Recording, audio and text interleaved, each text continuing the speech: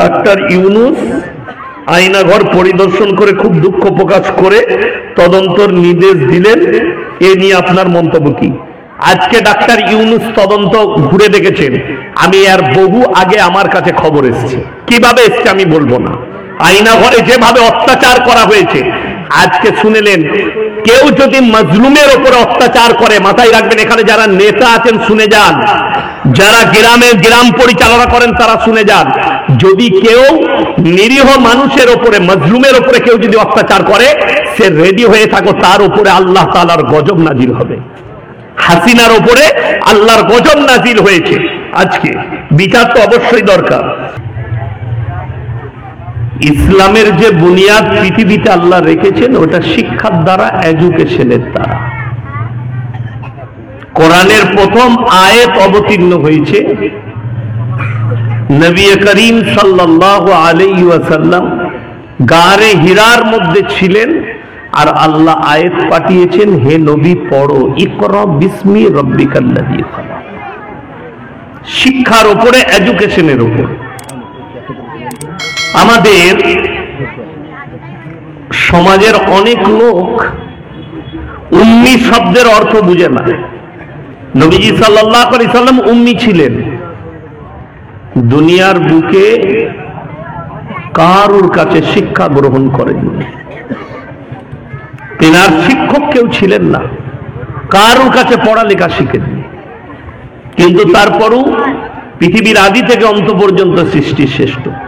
সেদিনে দেখলাম আমাদের দেশের একজন নাস্তিক নবীজি সাল্লাল্লাহু আলাইহি সাল্লামের বিরুদ্ধে অনেকগুলো কথা বলেছে। পশ্চিম বাংলা, কি ভট্টাচার্য নাম, নাস্তিক, সে কমিউনিস্ট। তো নবীজির জন্য বলেছেন উনি শিক্ষাগত কোনো যোগ্যতা ছিল না, তিনি মূর্খ ছিলেন, জোরে বলুন নাউজুবিল্লাহ। এবং তিনি যোদ্ধা ছিলেন, মানে যোদ্ধা মানে হচ্ছে যুদ্ধ করনেওয়ালা। কিন্তু আসল কথা কি জানেন, একটা গুদা বাংলায় কথা আছে, অল্প বিদ্যা ভয়ঙ্করী। বিদ্যা যদি অল্প হয় আর তাকে যদি ভালো জায়গা দেওয়া হয়, সে ভয়ঙ্কর হয়ে যায়, ভয়ঙ্কর। ওই জন্যে যাদের ইলম নাই, যাদের কাছে ইলম নাই, হাফেজ আলেম নয়, যারা কোরআন হাদিসের চর্চা করে না, তাদের কাছ থেকে যদি কেউ ইলম নিতে যায়, ঠিক ওই রকম হবে যে যদি ক্যান্সারের পেশেন্ট যদি কোনো গ্রাম্য একটা হাতুড়ে ডাক্তারের কাছে ক্যান্সারের ওষুধ খায়, তা সেম একই অবস্থা। একটা লোকের ক্যান্সার হয়েছে, তার প্রয়োজন কেমোর, তার যন্ত্রণা হচ্ছে পেটে, তার পেটে ক্যান্সার, ঘা, তাকে ভালো ডাক্তারের প্রয়োজন। কিন্তু সে গ্রামের হাতুড়ে ডাক্তারকে বলল পেটে বাজছে, সে দিয়ে দিল যন্ত্রণার ট্যাবলেট, এটা খাও কমে যাবে। আপনি খাচ্ছেন, কমে যাচ্ছে, কিন্তু মারাত্মক ক্ষতি হচ্ছে। পরবর্তীতে এমন সময় এমন বাড়াবাড়ি হলো, ওষুধ আর কাজ করছে না। সেই পেশেন্টকে যখন কলকাতা কিংবা মুম্বাই নিয়ে গেলেন, ডাক্তার বললে আর 3 স্টেজ চলছে, মালটাকে ঘর নিয়ে যাও, কিছু খাই দাও, এই বেশি দিন বাঁচবে না। কথাটা ঠিক কিনা? তো সেই অল্প বিদ্যা ভয়ঙ্করী, খুব খারাপ। এই লোকের কাছে ওই ইসলামের চর্চা পড়ে নাই, কিছু বেঈমান কাফেরের লেখা বই পড়েছে, তারা লিখে দিয়েছে মুহাম্মদ সাল্লাল্লাহু আলাইহি সাল্লাম যোদ্ধা ছিল।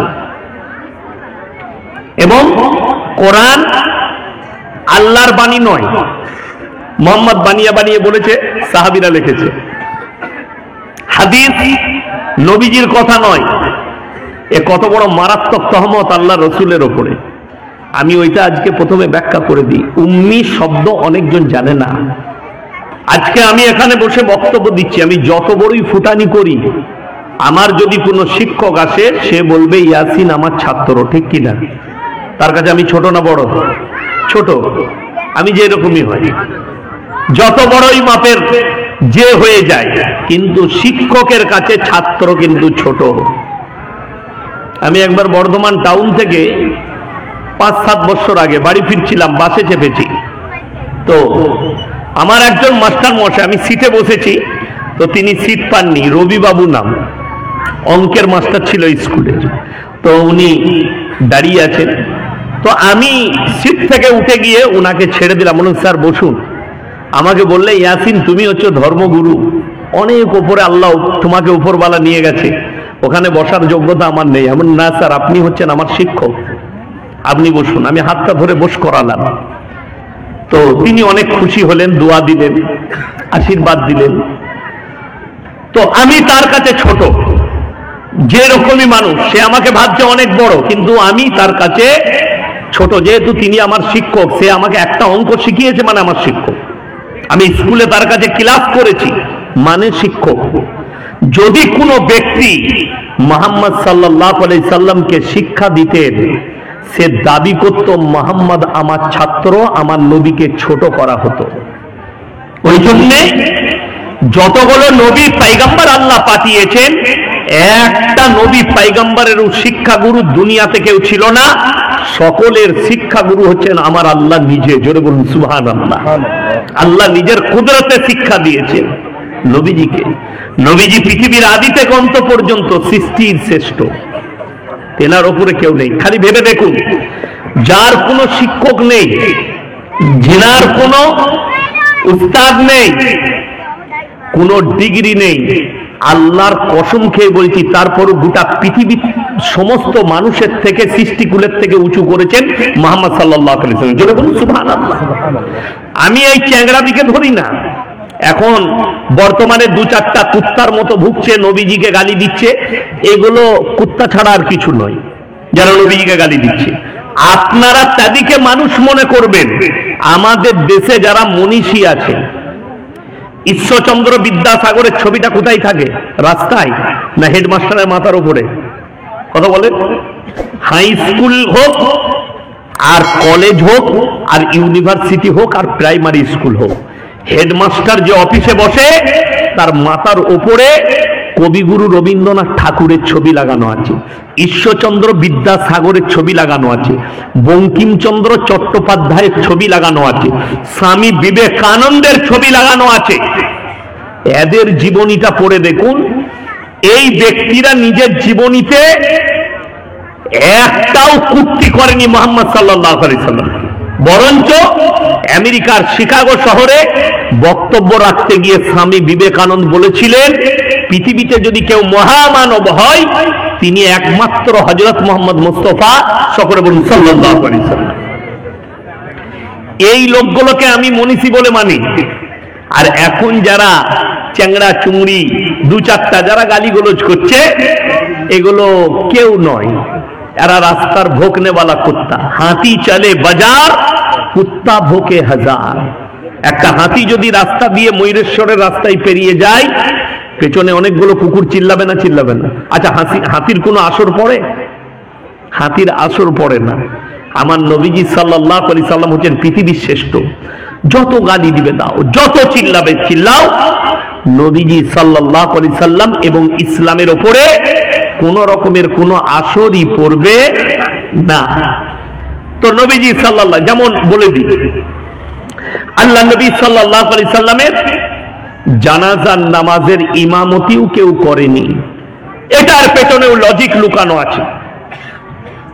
আল্লাহ নবী সাল্লাল্লাহু আলাইহি সাল্লাম দুনিয়া ছাড়ার পূর্বে বললেন, হে আমার সাহাবীরা শোনো, আমার জানাজার নামাজের ইমামতি কেউ করবে না, তোমরা একা একা নিয়ত বেঁধে নিজে নিজে জানাজার নামাজ পড়ে নিবে।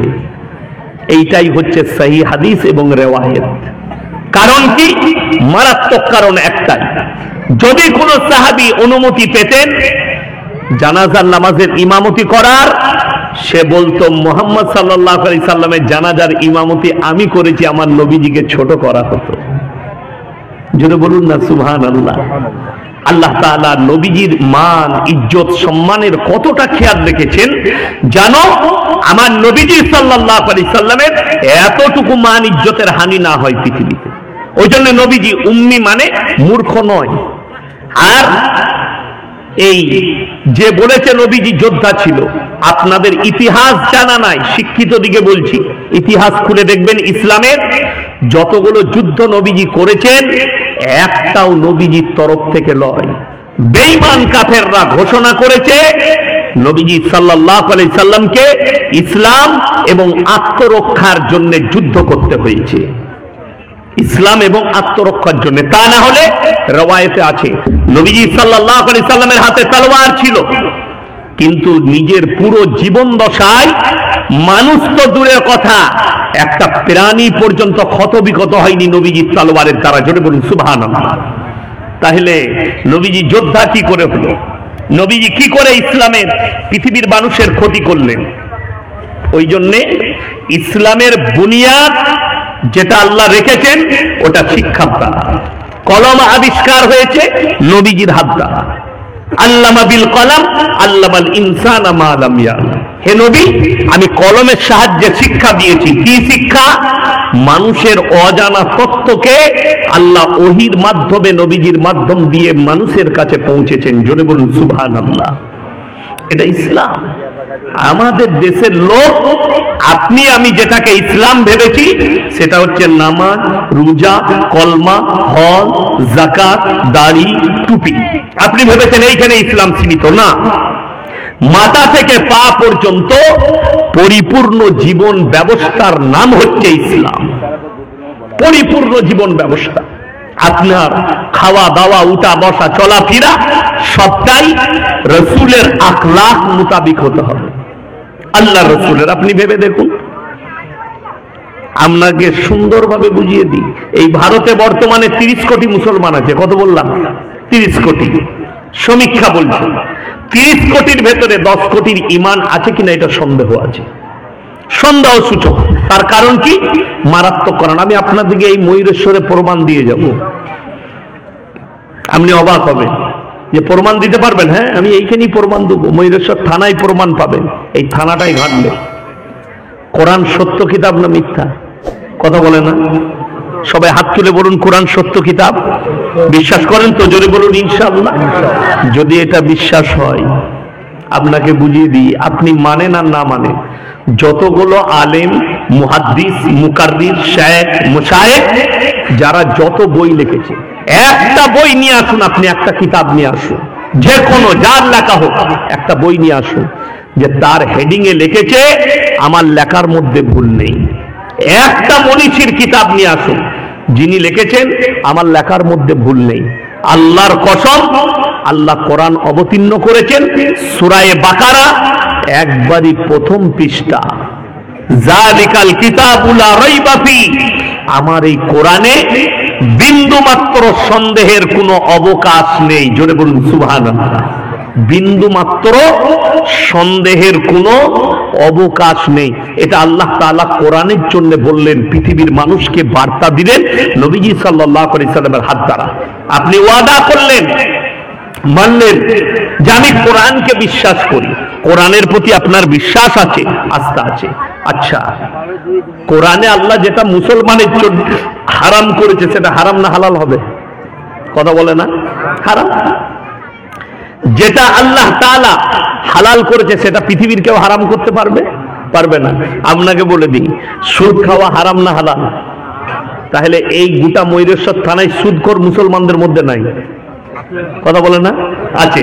অথচ কোরআন বলেছে ওয়াহাল্লাল্লাহুল বাইয়া ওয়া হাররামার রিবা। সুদ হারাম, ব্যবসা হালাল। আপনি ব্যবসা করুন, হালাল। আলু 10 টাকা কিলো নিয়েছে, 12 টাকা বিক্রি করুন, 13 টাকা বিক্রি করুন, হালাল। কিন্তু সুদ আল্লাহ হারাম করেছে। বেঈমান কাফের তারা তাদের মেহনতে কামিয়াব, আমরা আমাদের মেহনতে নাকাম। সব থেকে সমাজে কম বেতন ইমামের, অথচ তারা ঘরে ঘরে সুদ ঢুকিয়ে দিল, মৌলবীদের ঘরে ঢুকাতে পারেনি। প্রত্যেকটা ঘরে ঘরে সুদ। তারা নাম রেখেছে ঠান্ডা মাথায় গ্রুপ লোন আর বন্ধন লোন, ঘরে ঘরে ঢুকিয়ে দিয়েছে। তারা নাম রেখেছে ঠান্ডা মাথায়। আর পয়সার জন্যে, টাকার জন্যে আপনার মা বোনকে, আমাদের মা বোনকে বেপর্দা করে রাস্তায় নামিয়ে দিল। কিন্তু টোটো চালিয়ে 20,000 রোজগার করে। ময়ূরেশ্বর থানার পাশে টোটো চালায়, বাস স্ট্যান্ডে টোটো চালায়, 20,000 মাসে রোজগার। তারপরও তার বরকত নেই যে বিবিকে তাকে গ্রুপ লোন আর বন্ধন লোন করতে হচ্ছে। তার মারাত্মক কারণ হচ্ছে ইসলাম না থাকার কারণে। রাসূলের হাদিস শুনেলেন, যারা আল্লাহর রাস্তায় দ্বীনের পথে থাকবে আল্লাহ মৃত্যুকাল পর্যন্ত ইজ্জতের রুজি দান করবে। এই আলেম দিকে জিজ্ঞেস করুন, ইমাম আছে, মাদ্রাসার শিক্ষক আছে, সব থেকে আমাদের সমাজে কম বেতন মাদ্রাসার শিক্ষক আর ইমামদের। আপনি দেখিয়ে দেন তো ময়ূরেশ্বর থানার মধ্যে একটা মৌলবীর বিবিকে দেখিয়ে দেন কোমরে কাপড় গুঁজে গ্রুপ লোন আর বন্ধন লোন করতে গেছে, ৬,০০০ বেতন পায়, ৫,০০০ বেতন পায়। হালাল রুজি রিজকের উপরে যারা ভরসা করবে আল্লাহ বরকত দেবে। আপনি নামাজি হন, রাসূল আকরাম সাল্লাল্লাহু আলাইহি সাল্লামের হাদিস, যারা 5 ওয়াক্তের নামাজি হবে মৃত্যুকাল পর্যন্ত আল্লাহ রুজিতে কোনোদিন কমি দিবে না। জোরে বলুন সুবহানাল্লাহ।